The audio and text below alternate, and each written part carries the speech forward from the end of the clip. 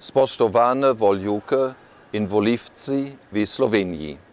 Milana Zvera sem poznal kot zavestega kolega, ki zelo dobro zastopa Slovenijo v skupni in močni Evropi.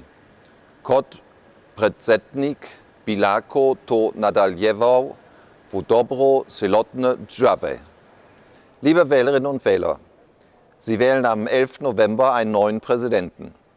Mit Milan Zver haben Sie einen Kandidaten, der bewiesen hat, dass er sich für ein starkes Slowenien in einem gemeinsamen Europa einsetzt.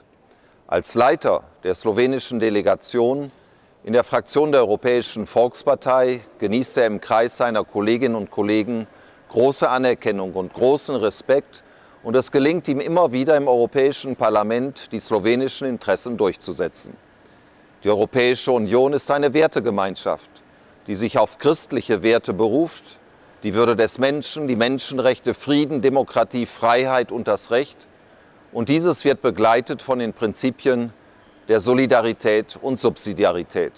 Milan Zver hat seine Arbeit stets an diesen europäischen Werten ausgerichtet. In einer Zeit, in der die hohen Defizite der nationalen Haushalte die Stabilität unserer gemeinsamen europäischen Währung beeinträchtigen, sind Reformen notwendig für das Land, aber auch für die Europäische Union. Die Politik in den Mitgliedstaaten muss immer auch in einem europäischen Zusammenhang gesehen werden. Und deshalb ist es sicher von großem Vorteil, wenn der Präsident eines Landes in Brüssel und Straßburg bereits politische Erfahrungen sammeln konnte und mit vielen Abgeordneten des Europäischen Parlaments gute Beziehungen hat.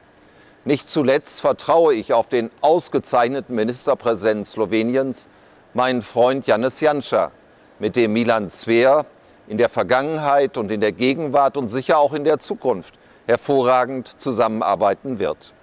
Milan Zver wäre ein guter Präsident für Slowenien, und deshalb unterstützen Sie ihn am 11. November und geben Sie ihm Ihre Stimme.